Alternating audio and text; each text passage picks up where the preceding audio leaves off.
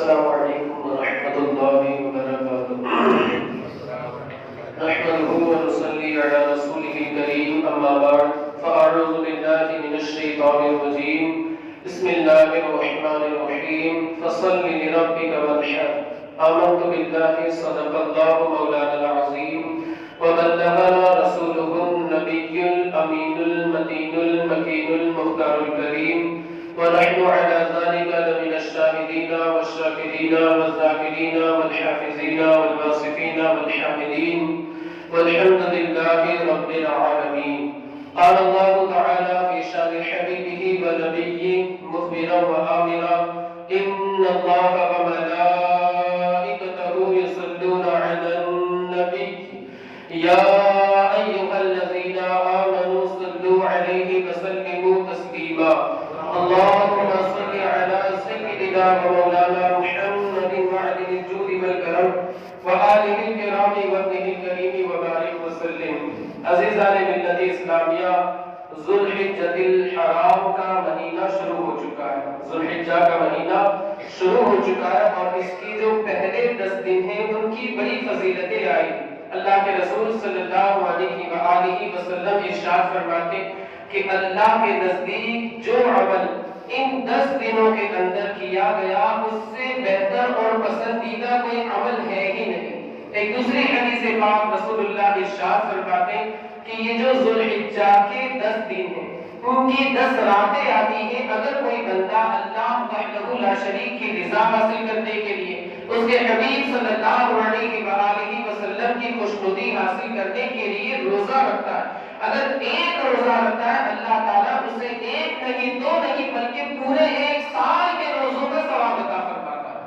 اور آگے میرے آقا ارشاد فرماتے کہ اگر کوئی بندہ اس میں اگر قیام کرتا ہے، اس کی رات کے اندر، چونکہ 9-10 راتیں آتی ہیں، اس کی رات میں اگر کوئی بندہ قیام کرتا ہے، جاگ کر کے عبادت کرتا ہے، اللہ وحدہ لا شریک کی بندگی کرتا ہے، اللہ وحدہ لا شریک کی عبادت کرتا ہے، تو اللہ اسے لیلۃ القدر یعنی رمضان المبارک کی 27ویں جو شب ہے، اگر کوئی بندہ اس دن ان 10 دنوں کے اندر کسی رات کے اندر اللہ کی رضا حاصل کرنے کے لیے قیام کرتا ہے، اللہ تعالیٰ اسے لیلۃ القدر کے برابر ثواب عطا فرماتا ہے۔ آپ دیکھیں کتنی بڑی فضیلتیں آئی ہیں ان مبارک دنوں کی، اور ان دنوں کے اندر روزے رکھنے کے کتنے فضائل ہیں۔ اگر بندہ حساب لگائے تو 9 دن کے روزے رکھنے ہوتے ہیں، 1 تاریخ سے لے کر کے 9 تاریخ، چونکہ 10 11 12 13 کو روزہ رکھنا حرام ہے۔ سال میں 5 روزے ایسے جن کا روزہ نہیں رکھا جا سکتا، شریعت کی جانب سے اجازت نہیں، یہی 4 دن اور ایک عید الفطر کا دن، رمضان والی جو عید ہوتی ہے اس دن کا روزہ رکھنا حرام ہے۔ اگر کوئی بندہ 1 سے لے کر کے 9 روزے رکھتا ہے تو اللہ تعالیٰ ہمارے حساب کے مطابق اللہ تعالیٰ اسے 9 سال کے روزوں کا ثواب عطا فرمائے۔ یہ تو ہمارا اپنا حساب ہے حدیث پاک کے مطابق، ورنہ اللہ کی رحمت تو بہت وسیع ہے، اس کی رحمت کی تو نہ کوئی حد ہے نہ انتہا ہے، اس کی رحمت کی تو ہم بات ہی نہیں کر سکتے، ہمارے حساب کے اندر اس کی رحمت نہیں آ سکتی۔ اور یہ جو قربانی ہے اس کی فضیلت کے تعلق سے حدیث پاک میں آتا ہے، صحابہ نے رسول اللہ کی بارگاہ میں عریضہ کیا، یا حبیبنا یا رسول اللہ علیہ الصلاۃ والتسلیم ما هذه الاضاحی، یہ قربانیاں کیا ہیں، ان قربانیوں کے کرنے پر ہمیں کیا ثواب ملے گا، کیا اجر ملے گا، ہمیں اس کا صلہ اس دنیا کے اندر یا آخرت کے اندر کیا ملے گا۔ میرے آقا ارشاد فرماتے ہیں کہ یہ قربانی تمہارے ابراہیم، تمہارے باپ سیدنا ابراہیم علی نبینا علیہ الصلوۃ والتسلیم کی سنت ہے، تمہارے باپ حضرت ابراہیم کی یادگار ہے۔ پھر صحابہ نے عرض کیا، حبیبنا یا رسول اللہ علیہ الصلوۃ والتسلیم، ثواب ہمیں اس میں کیا ملے گا، کتنے میں کیا ملے گی، اجر کے کیا ملے گا، صلہ اور بدلہ کیا ملے گا۔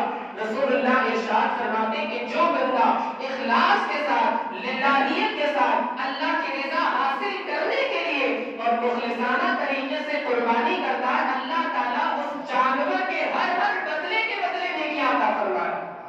آپ دیکھیں کتنی فضیلتیں، تو ہمیں چاہیے کہ ہم قربانی اخلاص کے ساتھ، للہیت کے ساتھ خلوص کے ساتھ قربانی کے فریضے کو انجام دے گی. کون حدیث پاک؟ یہ آخری حدیث سنا کر کے میں قربانی کے مسائل انشاءاللہ شروع کر دوں گا.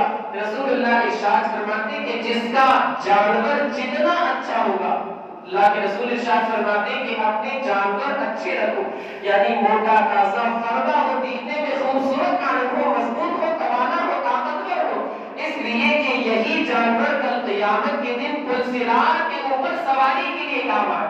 تو جس بندے کا جانور جتنا اچھا فربا، خوبصورت، موٹا تازہ، توانا، طاقتور اور قوی ہوگا، اس بندے کا سفر پل صراط کا اتنا ہی آسان ہوگا. تو ہمیں چاہیے کہ سب سے اچھا، بہترین، خوبصورت فرما، موٹا تازہ، طاقتور، توانا، قوی جانور ہم اللہ کی راہ میں قربان کریں. ریاکاری کے لیے نہیں، دکھاوے کے لیے نہیں کہ لوگ کہیں گے کہ فلاں صاحب نے تو 2 لاکھ کا بکرا ذبح کیا، فلاں صاحب نے تو 2 لاکھ کا جانور ذبح کیا. لوگوں کے دکھاوے کے لیے نہیں، ریا و سمعہ سے نہیں، بلکہ اللہ کی رضا حاصل کرنے کے لیے ہم یہ قربانی کریں. مولا عز و جل ہماری ان ناقص عبادتوں کو اپنی بارگاہ میں شرف قبولیت سے سرفراز فرمائے. ایک مرتبہ درود پاک پڑھ لیں. اللہم صل علی سیدنا و مولانا محمد وعدد الجود والکرم وآلہ الکرام وابنہ الکریم وبارک وسلم. سب سے پہلے ہم قربانی کی شرطوں کی باتیں کرتے ہیں کہ شرطوں کی مطلب کیا، اس کی شرطیں کیا ہر بندے کے اوپر واجب ہیں یا پھر اس کی کچھ شرطیں. تو شریعت اسلامیہ میں اس کی 4 یا 5 شرطیں بیان کی گئی. سب سے پہلی شرط مسلمان ہونا. سب سے پہلی شرط کیا ہے؟ مسلمان ہونا. دوسری شرط مقیم ہونا. اگر کوئی بندہ مسافر ہے، یعنی کہ قربانی کے 3 دنوں کے اندر وہ سفر پر ہے، تو اس بندے کے اوپر قربانی واجب نہیں ہوگی.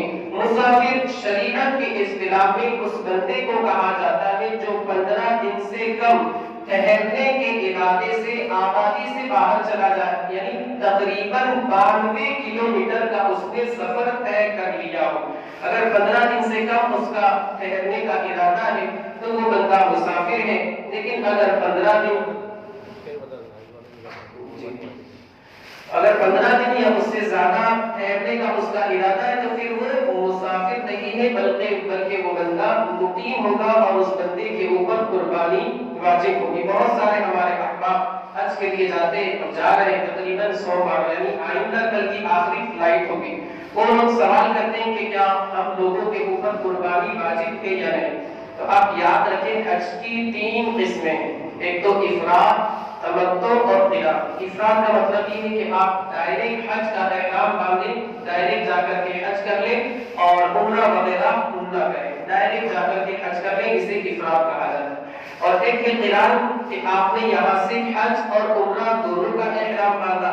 آپ وہاں پر گئے، عمرہ آپ نے کر لیا، احرام آپ نے نہیں اتارا، اسی احرام سے آپ نے حج بھی کیا. اسے کہتے ہیں قران. اور یہ سنت ہے رسول اللہ صلی اللہ علیہ وآلہ وسلم کی سنت مبارکہ ہے اور اس کی فضیلت زیادہ ہے، ثواب بھی اس میں زیادہ، اس لیے کہ اس میں محنت اور مشقت زیادہ ہے. یہ ہو گیا قران. ایک ہے تمتع.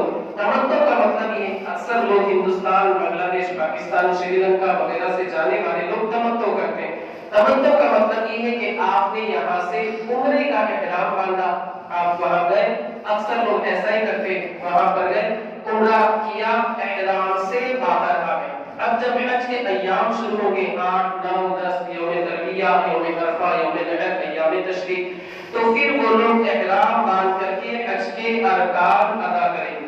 تو جو حاجی صاحبان حج تمتع یعنی بعد والی جو 2 قسمیں میں نے آپ کو بتائی، حج قران اور حج تمتع، جو حاجی صاحبان یہ دونوں حج کرنا چاہتے تو ان لوگوں کے اوپر قربانی واجب ہے حج کی وجہ سے.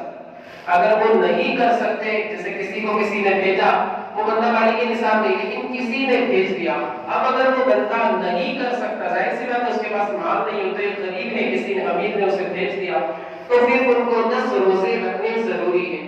3 روزے 9 تاریخ سے پہلے ہو جانا ضروری ہے. اگر 9 تاریخ سے پہلے 3 روزے نہیں ہوئے تو پھر انہیں دم دینا ہوگا، یعنی ایک بکری قربان کرنا ضروری ہوگا. اور 7 روزے حج کے جب دن پورے ہو جائیں گے، یا تو مکے میں 7 روزے رکھیں یا گھر آ کر کے 7 روزے انہیں رکھنے ہوں گے. حج افراد کرنے والا جو بندہ ہے جس نے صرف اور صرف حج کا احرام باندھا ہے اس بندے کے اوپر قربانی واجب نہیں ہے۔ یہ جو قربانی میں نے آپ کو بتائی قران اور تمتع والے کے اوپر، تو یہ تو حج کی وجہ سے واجب ہے۔ اگر وہ بندہ اور اس قربانی کا حرم میں ہونا ضروری ہے، باہر اگر کرے گا تو پھر دوسرا دم دینا پڑے گا، تو حرم ہی میں اس قربانی کا ہونا ضروری ہے۔ اور دوسری بات یہ ہے کہ اگر وہ بندہ مالک نصاب ہے، وہ بندہ مالک نصاب ہے اور مقیم ہے، تو مالک نصاب ہونے کی وجہ سے اس بندے پر دوسری قربانی بھی واجب ہوگی، اس لیے کہ وہ قربانی حج کی وجہ سے واجب تھی، اللہ نے اسے نوازا، اس نے حج کی سعادت حاصل کی، اس حج کی سعادت سے وہ مشرف ہوا، وہ ایک قربانی اس پر ضروری تھی۔ اب یہ جو دوسری قربانی ہے مالک نصاب ہونے کی وجہ سے اس بندے پر دوسری قربانی واجب ہے، اس کے لیے ضروری نہیں ہے کہ وہ حرم میں ہو، یہاں پر بھی کسی کو وکیل بنا کر کے وہ قربانی کر سکتا ہے، اس کی قربانی ہو جائے۔ تو مقیم ہونا یعنی مسافر پر قربانی نہیں، البتہ اگر کر دے تو بہتر ہے، ثواب ملے گا، اور اگر نہیں کرتا ہے تو کوئی گناہ نہیں۔ دو شرطیں ہو گئی، مسلمان ہونا، مقیم ہونا، مالک نصاب ہونا۔ مالک نصاب تو آپ جانتے ہوں گے، بہت پرانی بات ہے، جس بندے کے پاس 52.5 تولہ چاندی یا 7.5 تولہ سونا ہو یا اتنی مقدار میں رقم موجود ہو، اس بندے کے اوپر قربانی واجب ہے۔ لیکن زکوٰۃ کا بھی یہی نصاب یاد رکھیں، مگر دونوں میں فرق یہ ہے کہ زکوٰۃ میں سال گزرنا ضروری ہے، قربانی کے سلسلے میں اسی طرح صدقہ فطر کے سلسلے میں سال گزرنا ضروری نہیں ہے۔ کسی بندے کو کسی نے قربانی کے ان دنوں کے اندر، کسی غریب کو جو کہ مالک نصاب نہیں، اس کے پاس 10-15 ہزار روپے صرف ہیں، کسی امیر نے اس غریب کو 40,000 روپے 10-11-12 تاریخ کے اندر دے دی، اردو کی 10-11-12 یعنی قربانی کے دنوں کے اندر، تو وہ بندہ مالک نصاب ہو جائے گا اور اس بندے پر قربانی واجب ہوگی، جبکہ اس بندے پر زکوٰۃ واجب نہیں ہوگی۔ کیوں؟ اس لیے کہ زکوٰۃ کے لیے 1 سال گزرنا ضروری ہے، جسے حولان حول کہا جاتا ہے، قربانی میں ایسا نہیں ہے۔ اب 52.5 تولہ چاندی آج کے حساب سے کتنی ہوتی ہے شرعی اعتبار سے؟ تو شریعت میں جو تولے کا حساب ہے وہ 12 گرام 441 ملی گرام کا 1 تولہ ہوتا ہے۔ آپ آج کل بازار میں جائیں گے کسی سونے کی دکان پر، تو اسے آپ پوچھیں گے تولہ کتنے گرام کا ہوتا ہے، تو وہ 10 گرام بتائے گا، مگر شریعت کا جو تولہ ہے وہ اس سے ہٹ کر ہے، اور ہم شریعت کے تولے کو مانیں گے کہ دکان والوں کے تولے کو نہیں مانیں۔ تو شریعت کے حساب سے 1 تولہ 12 گرام 441 ملی گرام 0.6 کا ہوتا ہے، یہ شریعت کے حساب سے 1 تولہ ہے۔ اور 52.5 تولہ چاندی کا مطلب کتنا ہوتا ہے، گرام کتنے ہوتے ہیں، تو 653 گرام 184 ملی گرام، 653 گرام 184 ملی گرام شریعت کے حساب سے اگر کسی بندے کے پاس چاندی ہے، یعنی 653 184 ملی گرام چاندی ہے کسی بندے کے پاس، اس پر قرض وغیرہ نہیں ہے، تو وہ بندہ مالک نصاب ہے، اس بندے کے اوپر قربانی واجب ہو۔ مثال لگانا بہت آسان ہے، جیسے آج مثال کے طور پر پتہ نہیں آپ کو شاید 58 یا 59 ہزار کا بھاؤ 1 کلو چاندی کا حساب لگانا بہت آسان ہے، آپ 50,000 کا حساب لگائیں، پہلے آپ لکھ لیں 653، کیلکولیٹر کے اندر موبائل میں بھی آتا ہے کیلکولیٹر، 653.184 اتنا لکھنا ہے، پھر وہ ضرب کی نشانی جو آتی ہے جسے ملٹی پلائڈ بائی کہا جاتا ہے، ضرب کی نشانی آپ کو لینی ہے، پھر اس کے بعد جو بھی چاندی 1 کلو چاندی کا بھاؤ ہے وہ لکھ دینا ہے، جیسے 50,000، تو جواب آئے گا 32,659 50,000 کے حساب سے، اور آج کل 58,000 ہے، اگر آپ حساب لگائیں 58,000 کا تو 38,000 روپے کے آس پاس جواب آئے گا۔ یعنی اگر کسی بندے کے پاس آج کل 38,000 37,000 مان لیجیے احتیاطاً، اگر کسی بندے کے پاس 37,000 روپے ہے، اس بندے پر قرض وغیرہ نہیں ہے، تو چاندی کے حساب سے وہ بندہ مالک نصاب ہے اور اس بندے کے اوپر قربانی واجب ہے۔ سونے کا نصاب تو سونا 7.5 تولہ سونے کا شریعت کے حساب سے 93 گرام 112 ملی گرام ہونا چاہیے۔ 93 گرام 93 گرام 93 جی ایم کے لیجیے آپ، 93 گرام 112 ملی گرام کا 7.5 تولہ سونا ہوتا ہے۔ یاد رہے گا انشاءاللہ، بھولیں گے نہیں۔ تو جب بھی آپ کو اندازہ لگانا ہو کہ ہم مالک نصاب ہیں یا نہیں، تو چاندی کا آپ حساب لگائیں۔ سونے کا تو بہت مہنگا ہے، لیکن انسان عام طور پر چاندی کے حساب سے مالک نصاب ہو جاتا ہے، یعنی اس کے پاس 38-40 ہزار روپے تو رہتے ہی رہتے ہیں۔ تو 3 شرطیں ہوئی: مسلمان ہونا، مقیم ہونا، مالک نصاب ہونا، آزاد ہونا۔ الحمدللہ سب آزاد ہیں، غلامی کا دور ختم ہو چکا ہے۔ چوتھی شرط جو اس کی ہے وہ یہ ہے کہ بالغ ہونا۔ نابالغ کے اوپر قربانی ضروری نہیں ہے، نہ اس کی جانب سے نہ اس کے باپ کو اپنی نابالغ اولاد کی جانب سے قربانی کرنا ضروری ہے۔ ضروری نہیں ہے، لیکن اگر باپ کر دیتا ہے تو بہتر ہے، ٹھیک ہے، اور اگر نہیں کرتا ہے تو کوئی گناہ نہیں ہے، اس لیے کہ نابالغ کے اوپر قربانی ہے ہی نہیں۔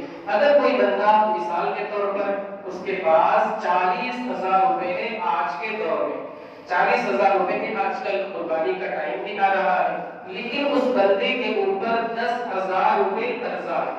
اس بندے کے اوپر کتنا قرضہ ہے؟ 10,000 روپے قرضہ ہے۔ اگر یہ 10,000 40,000 میں سے مائنس کرتا ہے تو کتنے بچیں گے؟ 30,000۔ 30,000 یہ نصاب کو پہنچتے ہیں؟ نہیں پہنچتے، اس لیے کہ آج کے حساب سے میں نے جو ابھی آپ کو بتایا 58,000 کے حساب سے 38,000 روپے نصاب کی مقدار کو پہنچتے ہیں، تو وہ بندہ مالک نصاب نہیں رہے گا۔ کیوں؟ اس لیے کہ 10,000 کو اگر وہ بندہ مائنس کرتا ہے، باپ کرتا ہے، تو پھر وہ بندہ مالک نصاب نہیں رہ جاتا، بلکہ صرف 30,000 کا مالک رہے گا۔ جب 30,000 کا مالک رہے گا تو وہ مالک نصاب نہیں ہوگا۔ جب وہ مالک نصاب نہیں ہے تو اس کے اوپر قربانی واجب نہیں۔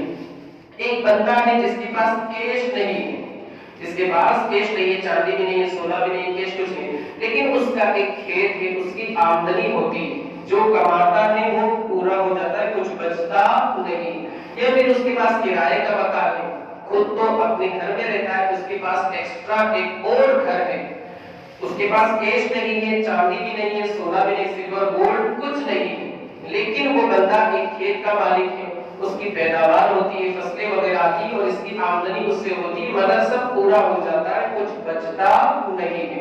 اسی طرح اس کا ایک گھر خود کا ہے، دوسرا گھر جو ہے وہ اس نے کرائے پر دے دیا ہے، اس کا کرایہ آتا ہے 5,000 10,000، لیکن وہ بھی پورا ہو جاتا ہے، کچھ بچتا نہیں ہے، تو ایسے بندے پر بھی قربانی واجب ہوگی، جبکہ اس بندے پر زکوٰۃ واجب نہیں ہوگی۔ کیوں؟ اس لیے کہ اگر دیکھا جائے تو وہ بندہ مالک نصاب ہے، اس کے پاس ایک گھر کے علاوہ ایک اور گھر ہے جو کہ حاجت اصلیہ سے زائد ہے، حاجت اصلیہ سے اگر زائد ہو تو اس کی وجہ سے اس بندے پر قربانی واجب ہوگی، لیکن زکوٰۃ واجب نہیں، اس کے لیے وہی سال گزرنا ضروری ہے، اور زکوٰۃ جو ہے وہ کرائے کی آمدنی اگر نصاب کی مقدار کو پہنچ جاتی ہے سال پورا ہونے کے بعد، یا تو وہ تنہا کرائے کی رقم یا دوسری چاندی سونا وغیرہ سے مل کر اگر نصاب کی مقدار کو پہنچتی ہے وہ رقم، تو پھر ایسی صورت میں اس بندے کے اوپر قربانی واجب ہے۔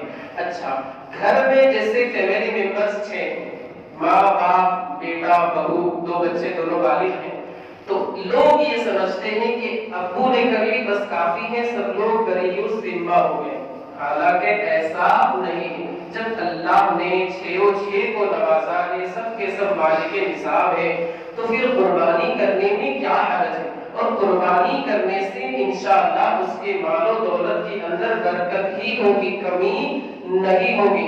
تو یہ مسئلہ خاص طور سے آپ ذہن میں رکھیں، 6 ممبرز ہیں فیملی ممبرز، تو 6 اگر مالک نصاب ہے، سب پر الگ الگ قربانی کرنا ضروری ہے۔ اسی طرح جب کسی خاتون کی شادی ہوئی، شوہر صرف قربانی کر لیتا ہے، بیوی کی جانب سے قربانی نہیں کی جاتی، یہ بات یاد رکھیں، جتنا سونا چاندی عورتوں کے پاس ہوتا ہے مردوں کے پاس نہیں ہوتا۔ کیوں؟ اس لیے کہ مرد لوگ پہنتے نہیں اور عورتیں پہنتی ہیں تو انہیں ملتا بھی ہے سسرال سے میکے سے۔ تو عورتیں اگر مالک نصاب ہیں تو ان پر بھی قربانی کرنا ضروری ہے۔ اب اگر کوئی بندہ یہ چاہتا ہے محبت کے پیش نظر کہ اپنی بیوی کی جانب سے میں قربانی کر دوں یا اپنی بالغ اولاد کی جانب سے میں قربانی کر دوں، تو شریعت کا مسئلہ یہ ہے کہ وہ بندہ ان دونوں سے اجازت لے گا۔ اگر وہ دونوں اجازت دے دیتے ہیں تو ٹھیک، اور بغیر اجازت کے اس بندے نے ان کی جانب سے قربانی کر لی، ان دونوں کی قربانی نہیں ہوگی۔ پھر وہ بازار میں جس طریقے سے روزانہ گوشت ملتا ہے عام گوشت کی طرح وہ گوشت ہوگا، لیکن اس بندے کی یعنی اس کی بیوی کی اور اس کی بالغ اولاد کی اجازت کے بغیر اگر قربانی کی گئی تو قربانی نہیں۔ بس اوقات ایسا بھی ہوتا ہے اجازت لینا بالکل الفاظ کے ساتھ ضروری نہیں۔ بس اوقات ایسا ہوتا ہے کہ بیوی کو پتا ہے کہ میرے شوہر میری جانب سے قربانی کر دیتے، یعنی ایک طرف سے اس کی اجازت رہتی ہی ہے کہ میری جانب سے یہ قربانی بھی کر دیتے، زکات وغیرہ بھی ادا کر دیتے، اسی طرح بالغ اولاد کو بھی پتا ہے، تو یہ سمجھ لیجئے کہ اجازت ہی ہے، صاف طور پر الفاظ کے ساتھ پوچھنا یہ کوئی ضروری نہیں ہے۔ ایک ہوتا ہے دلالت اور ایک ہوتا ہے صراحت۔ اگر کسی بندے نے پوچھا کہ میں آپ کی جانب سے قربانی کرنا چاہتا ہوں تو یہ ہو گئی صراحت، اور ایک ہوتی ہے دلالت کہ بیوی کو پتا ہے میری جانب سے قربانی کرتے ہی ہیں تو میں تو ان کو اجازت دیتی ہی ہوں، تو یہ ہو گئی دلالت۔ تو اگر دونوں میں سے کوئی بھی صورت پائی گئی قربانی ادا ہو جائے۔ اچھا، میت کی جانب سے جو قربانی لوگ کرتے ہیں تو اس کی دو صورتیں، یا تو انہوں نے وصیت کی تھی یا وصیت نہیں کی تھی، ہم چاہتے ہیں کہ ہم اپنے مرحوموں کو بھی یاد کریں اور ان کی روح کو ایصال ثواب کریں۔ یہ بات یاد رکھیں، اگر انہوں نے وصیت کی تھی پھر ان کا انتقال ہوا، ہم وصیت کو پورا کرنے کے لیے قربانی کرتے ہیں تو اس جانور کا گوشت نہیں کھا سکتے، مسئلہ یاد رکھیں۔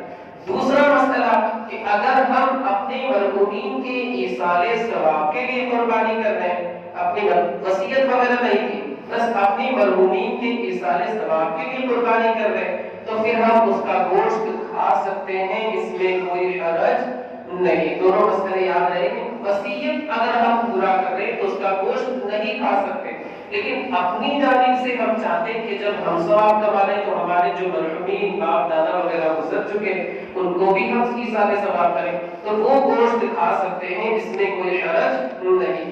اچھا، ایک مسئلہ ہے بہت واٹس ایپ پہ وہ گوشت کی گردش کر گئی کہ جب قربانی کا چاند دیکھ لو، ذی الحجہ کا چاند دیکھ لے تو پھر ایک دے کر کے 10 تک مونچھ وغیرہ نہیں تراشنی، ناخن نہیں کاٹنے، حجامت نہیں بنانی، چہرہ نہیں بنانا، منہ سے ناف کو نہیں صاف کرنا، تو یہ مستحب ہے مسئلہ۔ اگر کوئی بندہ کرتا ہے تو ٹھیک، نہیں کرتا ہے تو کوئی گناہ نہیں ہے۔ یہ حاجیوں سے مشابہت کے لیے اسے رکھا گیا، کیونکہ حجاج کرام بھی احرام کے بعد ہی سر مڈائیں گے، بال وغیرہ صاف کریں گے، ناخن کاٹیں گے، تو ان سے مشابہت کا ثواب مل جائے، اس لیے یہ طریقہ رکھا گیا اور قربانی کا ثواب بندے کو مل جائے۔ رسول اللہ نے خود حدیث پاک میں ارشاد فرمایا، لیکن یہ بات یاد رہے کہ یہ مستحب ہے، اگر بندہ کرے گا تو ثواب، نہیں کرے گا تو کوئی گناہ نہیں ہے۔ اچھا، یہ بات بھی خاص ذہن میں رکھنے کی ہے کہ یہ تو مستحب ہے، لیکن اگر کسی بندے کو منہ سے ناف صاف کرنے میں 40 دن کا عرصہ گزر چکا ہے، کتنے 40 دن کا عرصہ، تو 40 دن تک بالوں کو چھوڑے رکھنا یہ گناہ کا کام ہے۔ یہ کیا ہے؟ گناہ کا کام۔ اور یہ 10 دن تک بالوں کو نہ کاٹنا یہ ایک مستحب کام ہے۔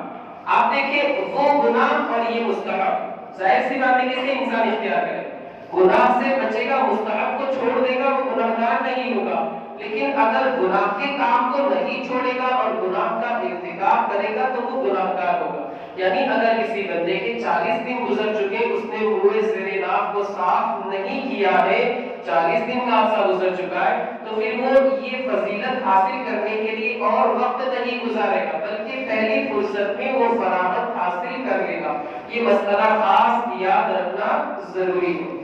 قربانی کے جانور کی عمر کتنی ہونی چاہیے؟ آپ جانتے ہیں بکرا 1 سال کا ہونا چاہیے، گائے بھینس 2 سال کی ہونی چاہیے، اونٹ 5 سال کا ہونا چاہیے۔ اچھا دانت وغیرہ کے تعلق سے تو دانت ہونا ضروری ہے، اگر دانت نہیں ہے تو کم از کم اتنا تو ہو کہ وہ بندہ چارے کو چر سکے، یعنی چارہ وغیرہ کھانے کی اس بندے کے اندر صلاحیت ہو۔ قربانی کا عیب سے خالی ہونا ضروری ہے، یعنی جو جانور ہے اس کا عیب سے پاک ہونا ضروری ہے۔ اگر تھوڑا عیب ہے تو ہو جائے گی لیکن مکروہ ہوگی، اور اگر زیادہ عیب ہے تو اگر تہائی کے برابر ہے یا اس سے کم ہے تو ہو جائے گی۔ تہائی مطلب 100 میں سے 33%، 1/3 جسے کہا جاتا ہے۔ اگر تہائی سے کم ہے یا تہائی کے برابر ہے یعنی 100 میں سے 33%، قربانی ہو جائے گی۔ لیکن اگر تہائی سے زیادہ ہے 34% اگر اس کے اندر عیب ہے تو پھر قربانی نہیں ہوگی۔ یہ خاص مسئلہ یاد رکھیے۔ اسی طرح بھینگا جانور جس کو باڑا کہا جاتا ہے ہماری زبان میں، اس کی قربانی ہو جائے گی، اور اگر خصی بکرا ہے اس کی بھی قربانی ہو جائے گی۔ یہ عیب نہیں بلکہ خصی بکرے کی قربانی کرنا رسول اللہ کی سنت مبارکہ۔ آپ نے خصی کیا ہوا بکرا ذبح فرمایا تھا جس کے منہ کے اندر مطلب اس کا جو منہ کا کلر تھا وہ سیاہ تھا، اس کے پیر جو تھے وہاں پر سیاہ پٹا تھا اور پیٹ پر سیاہ پٹا تھا۔ تو اس طریقے کا بکرا ذبح کرنا یہ رسول کریم صلی اللہ علیہ وسلم کی سنت مبارکہ ہے۔ تو یہ جو خصی ہونا یہ عیب نہیں بلکہ سنت مبارکہ ہے۔ اور آج کل ایک طریقہ ہے الحمدللہ سنی حضرات اسے انجام دیتے ہیں کہ جیسے 6 حصے تو گھر والوں کی جانب سے 6 حصے ہوئے، ایک حصہ جو ہے وہ حضور صلی اللہ علیہ وآلہ وسلم کے نام سے، تو یہ کر سکتے ہیں، جائز ہے، اس میں کوئی حرج نہیں، یا پھر غوث پاک کے نام سے، خواجہ غریب نواز کے نام سے یا بزرگان دین کے نام سے کر سکتے ہیں، اس میں کوئی حرج نہیں۔ منع کرنے والے منع کرتے ہیں لیکن الحمدللہ ہم کرتے ہیں۔ آپ یاد رکھیں اس موقع پر حضور اکرم صلی اللہ علیہ وآلہ وسلم کی جانب سے اور آپ کے نام سے بندہ قربانی کرتا ہے، اللہ کی رحمت سے امید ہے کہ آپ صلی اللہ علیہ وسلم کے نام کی برکت سے اللہ اس بندے کی قربانی کو قبول فرما لے، نام کی برکت سے۔ تو آپ اس موقع پر رسول اللہ صلی اللہ علیہ وسلم کی جانب سے قربانی کریں، اور سب سے بہتر یہ ہے کہ بڑے جو جانور ہیں انہیں اپنی قربانی کا حصہ ڈلا لیں، اور بکرا وغیرہ ہے اس میں حضور صلی اللہ علیہ وسلم کے نام سے قربانی کریں۔ کیوں؟ اس لیے کہ بکرا سب سے مہنگا اور اس کا گوشت سب سے لذیذ ہوتا ہے، اور تو کائنات میں جو سب سے افضل ہے ان کا حق یہ ہے کہ جو قربانی سب سے بہتر ہو ان کے نام سے کی جائے، اس لیے کہ وہ جان عالم ہے، وہ جو نہ تھی تو کچھ نہ تھا، وہ نہ چاہو وہ جو نہ ہو تو کچھ نہ ہو، جان ہے وہ جہان کی، جان ہے تو جہان لا رب العرش من جس کو جو ملا اس سے ملا، بڑھتی ہے کونین میں نعمت رسول اللہ کی۔ اگر وہ نہ ہوتے، وہ مختار کائنات نہ ہوتے تو آج ہمیں وجود نہ بخشا گیا۔ یہ کائنات، یہ زمین، یہ آسمان، یہ چرندے، یہ پرندے، یہ ستارے، یہ سورج، یہ کچھ نہ بنایا ہوگا، آپ کے صدقے میں یا رسول اللہ یہ سب کچھ بنایا گیا۔ تو ہمارا یہ حق بنتا ہے امتی ہونے کے ناطے کہ ہم رسول اللہ کی بارگاہ میں بھی خراج عقیدت پیش کریں، اللہ رب العزت اپنے حبیب کے صدقے میں ہماری قربانیوں کو قبول فرمائے۔ تو حضور کے نام سے بھی ہم قربانی کریں، اس لیے کہ حضور نے بھی ہمیں یاد رکھا، اللہم تقبل ھذہ من محمد و امت محمد و آل محمد، اے اللہ اسے قبول فرما محمد کی جانب سے، آل محمد کی جانب سے اور امت محمد کی جانب سے، یہ جانور ہی اسے قبول فرما۔ تو آپ اس موقع پر رسول کریم صلی اللہ علیہ وآلہ وسلم کے نام سے بھی قربانی کریں۔ مستحب یہ کہ اس کے 3 حصے کیے جائیں، قربانی کا طریقہ بھی بتاتا ہوں۔ مستحب یہ ہے کہ اس کے 3 حصے کیے جائیں، ایک حصہ غریبوں اور فقیروں کو آپ تقسیم کریں، ایک حصہ جو ہے وہ آپ رشتہ دار اعزاء اقربا میں دیں، ایک حصہ اپنے گھر پر رکھیں۔ لیکن یہ مستحب ہے، اگر کوئی بندہ بڑی فیملی والا ہے، سارا کا سارا گوشت اپنے گھر میں رکھ لیتا ہے تو بھی اس میں کوئی حرج نہیں۔ یہ مستحب ہے، حکم اگر کوئی بندہ کرتا ہے تو ٹھیک، نہیں کرتا ہے تو کوئی مسئلہ نہیں۔ قربانی کا طریقہ جانور کو اس طریقے سے لٹانا کہ اس کا منہ جو ہے وہ ادھر ہو، یعنی دو ادھر، چہرہ ادھر اور پیر کعبے کی طرف رہیں گے، کوئی مسئلہ نہیں۔ اس کا چہرہ اس صورت میں قبلے کی جانب، اس کا منہ ہو جائے گا، یہ سنت ہے، اور اگر اس کے خلاف کوئی بندہ کرتا ہے تو ہو جائے گی قربانی، لیکن یہ خلاف سنت قربانی ہوگی، یہ طریقہ خلاف سنت ہوگا۔ ذبح کرنے سے پہلے چھری تیز کر دی جائے، اس کے سامنے چھری تیز نہیں کرنی ہے، ذبح کرنے سے پہلے اسے کچھ چارہ پانی وغیرہ کھلا دیا جائے، بھوکا پیاسا ذبح نہ کیا جائے، ایک جانور کے سامنے دوسرے جانور کو ذبح نہ کیا جائے۔ اسی طرح جب تک جانور ٹھنڈا نہیں ہو جاتا اس وقت تک اس کو ہاتھ نہیں لگانا۔ بہت سارے کھاٹیوں کو دیکھا گیا ہے، جلدی رہتی ہے، اتنے سارے آرڈر رہتے ہیں، 100 آرڈر ایک دن کے اندر رہتے ہیں، ابھی جانور تڑپ رہا ہے، حرکت کر رہا ہے کہ فوراً اس کی کھال جو ہے وہ الگ کرنا شروع کر دیں۔ آپ ذرا سوچیں، آپ خود تصور کریں کہ اس جانور کو کتنی تکلیف ہوتی ہے، اور بلا وجہ جانور کو تکلیف دینا یہ جائز نہیں ہے، یہ فعل جو ہے یہ مکروہ ہے، اس طرح سے بچنا ضروری ہے۔ مجھ سے بھائی نے پوچھا کہ ایسا کرتا ہے کھاٹی تو کیا کیا جائے، اس کو جلدی رہتی، تو میں نے ان سے یہ کہا کہ اگر کھاٹی کو جلدی رہتی تو آپ اس بندے کو پہلے ہی سے کہہ دیں بھائی میں تجھے 200 روپے زیادہ دوں گا، لیکن جانور کا تھوڑا سا خیال رکھنا۔ انشاءاللہ اگر آپ اسے 200 روپے کا کہیں گے تو وہ آپ کی بات مانے تو 2-3 منٹ کے لیے رک جائے، یا میں نے ان سے کہا کہ کر دیجیے کہ ذبح کرنے کے بعد سلہ پھرانے کے بعد آپ چائے ناشتہ وغیرہ لے آئیے، اس کو چائے ناشتے میں لگا دیجیے، 2-3 منٹ جب گزر جائے گی تو جانور خود بخود ٹھنڈا ہو جائے گا، اس کی جان نکل جائے۔ آپ حضرات بھی یہ طریقہ اختیار کریں تاکہ جانور کو بلا وجہ تکلیف نہ ہو۔ قربانی کا وقت نماز ہو جانے کے بعد سے لے کر کے 12ویں کی مغرب تک ہے، یعنی 10، 11 اور 12 کی مغرب تک، 2 راتیں ہیں، 3 دن۔ رات میں بھی ذبح کرنا جائز ہے لیکن مکروہ تنزیہی ہے۔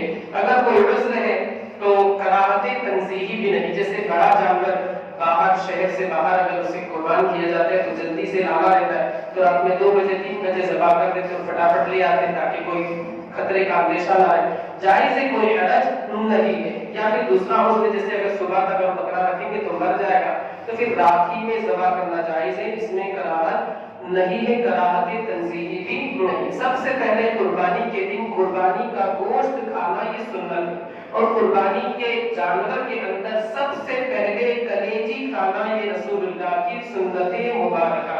ہو سکے تو اس پر آپ عمل کریں کہ فجر جب آپ خطبہ پڑھ کر آئے قربانی کا جانور ذبح ہو، سب سے پہلے آپ کلیجی نکال کر کے گھر والوں کو دے دیں، کلیجی بنائیں، سب سے پہلے کلیجی کھانا یہ مصطفیٰ کریم کی سنت مبارکہ۔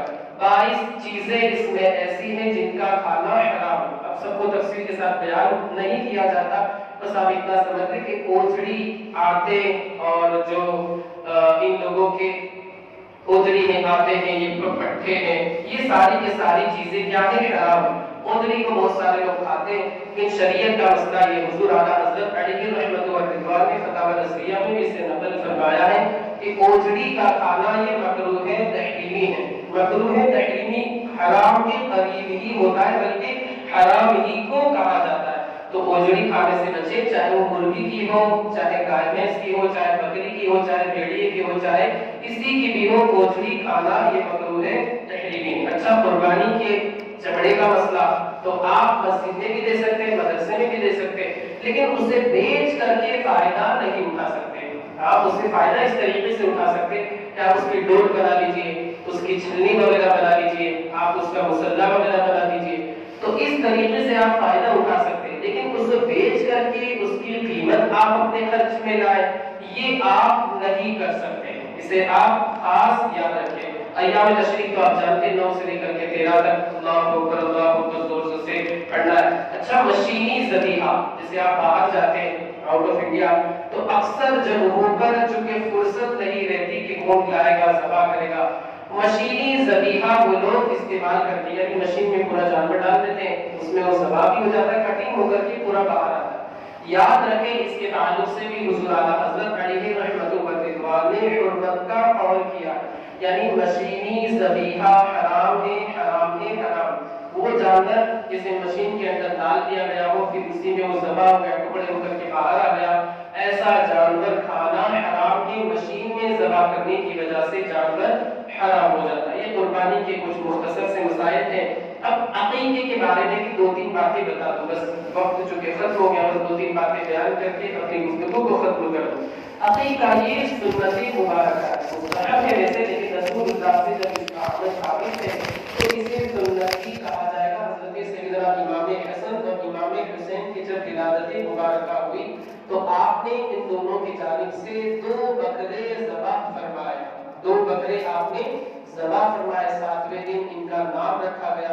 اچھا نام ہے، حسن، حسین، شبیر اور شبر بھی کہا گیا ہے، ان دونوں کا نام حسن اور حسین رکھا گیا۔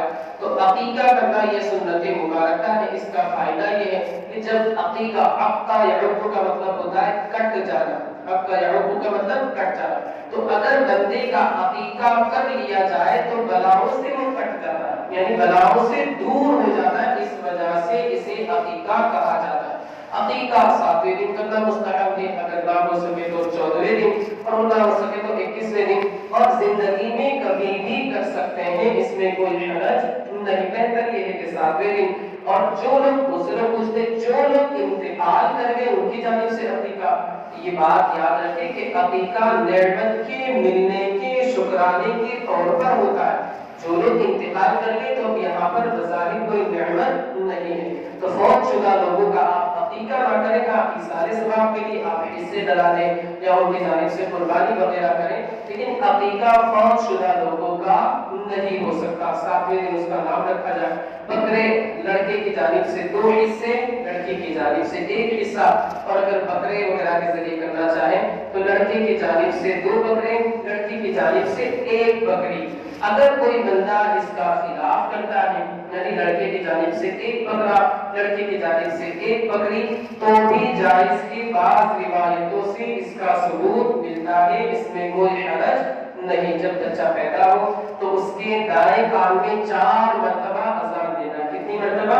یہ جو 5 وقت اذان ہوتی ہے ایسی ہی اذان، اور 3 مرتبہ دائیں کان میں اقامت کہنا ہے۔ اقامت جو تکبیر ہوتی ہے یہ کہنی ہے، پھر اس کے بعد اس کے کھجور وغیرہ بالکل باریک چبا کر کے، کوئی مبارک شخص ہو، کوئی نیک ہو، نمازی ہو، عالم دین ہو تو بہت اچھا ہے، اور اگر آل رسول ہو تو اور اچھا ہے، وہ چبا کر کے اس کے تالو بھی لگائے، اس لیے کہ اس کا ثبوت بھی حدیث پاک سے اللہ کے رسول صلی اللہ علیہ وسلم نے حضرت حسن اور حضرت حسین اور حضرت عبداللہ بن زبیر کے ساتھ یہی معاملہ فرمایا تھا کہ سب سے کائنات کے اندر جو سب سے مبارک ہے، سب سے اعلیٰ و اعلیٰ ہمارا نبی، سب سے بالا و بالا ہمارا نبی، کائنات کے اندر جو سب سے افضل ہے ان کا لعاب حسنین کریمین کے منہ کے اندر سب سے پہلے گیا۔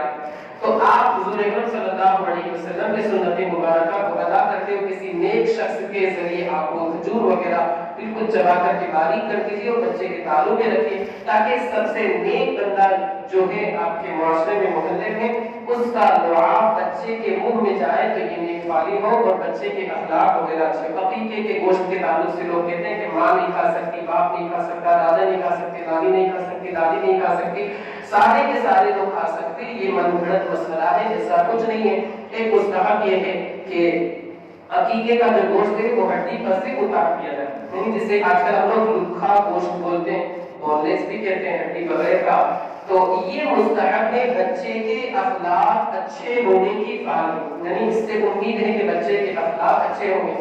لیکن اگر ہڈی کے ذریعے بھی توڑ دیا، جسے ہڈی والا گوشت کہا جاتا ہے، تو بھی کوئی حرج نہیں، یہ ایک مستحب ہے کہ اگر آپ نے کیا تو ٹھیک، بچے کے اخلاق اچھے ہوں گے، اور اگر آپ نے نہیں کیا تو بھی ایسا نہیں ہے کہ بچے کے اخلاق برے ہوں گے، کیونکہ بدشگونی اسلام کے اندر منع ہے، ٹھیک ہے؟ بدشگونی جسے کہا جاتا ہے کہ ہم گزر رہے تھے، راستے میں بلی لا کے راستہ کاٹ دیا، اب ہم راستے کو بدل دیں، تو ایسا کچھ نہیں، یہ سب غیر مسلموں کی باتیں، ہمارے اسلام میں یہ سب کچھ نہیں ہے۔ آپ اللہ کا نام لیں، اس کے حبیب کا نام لیں عز و جل صلی اللہ علیہ وسلم، اور آپ اللہ پر بھروسہ کر کے نکل جائیں، انشاءاللہ اللہ آپ کے حق میں بہتر ہی کرے گا۔ یہ عقیقے کے کچھ مسائل تھے، مولا عز و جل ہماری اس مجلس کو اپنی بارگاہ میں قبول فرمائے۔ بہت سارے لوگ ایسا کہتے ہیں کہ جب تک ہم عقیقہ نہیں کریں گے قربانی ہماری نہیں ہوگی، تو ایسا نہیں ہے، قربانی بھی ہو جائے گی، اور عقیقہ زندگی میں جب بھی کریں گے آپ کا عقیقہ ہو جائے گا۔ اور یہ بات یاد رکھے کہ بڑا جانور ہے، اس میں 7 حصے ہو سکتے ہیں، جیسے بھینس ہے، اونٹ ہے، اس میں 7 حصوں میں شرکت ہو سکتی ہے، تو اگر بکرے کی لڑکی کی جانب سے 2 حصے، لڑکی کی جانب سے 1 حصہ رکھا جائے تو اس کے بھی عقیقہ ہو جائے، الگ سے کرنا ضروری نہیں، بلکہ کتابوں میں تو یہاں تک لکھا ہے کہ اس سے ولیمہ بھی ہو جائے، عقیقہ ولیمہ۔ اگر بندہ قربانی کے جیسے اس نے 3 حصے رکھے، اب 4 حصے بچ گئے، تو انہی 4 حصوں کے ذریعے اگر کوئی کوئی بندہ اپنا ولیمہ کرنا چاہتا ہے تو ولیمہ بھی ہو جائے، اس لیے کہ ولیمہ سنت مبارکہ ہے، ایک عبادت ہے، اور کوئی بھی عبادت قربانی کے جانور میں اس کی نیت کی جا سکتی، جیسے عقیقہ عبادت ہے اسے شامل کیا جا سکتا ہے، ولیمہ بھی ایک عبادت ہے سنت مبارکہ اسے بھی شامل کیا جا سکتا ہے، اس میں کوئی حرج نہیں ہے۔ دعا کے لیے ہاتھ اٹھا دیجیے۔ مولا عز و جل جو کچھ بھی بیان ہوا